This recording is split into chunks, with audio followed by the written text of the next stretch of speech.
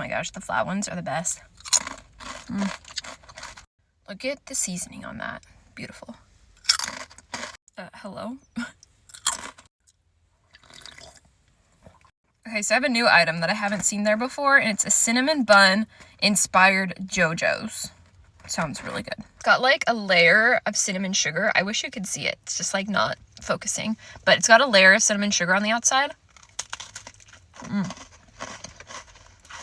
The filling is like really soft, like almost like a cream cheese kind of frosting. Not including the peppermint JoJo's, this might be my new favorite flavor from Trader Joe's of their JoJo's.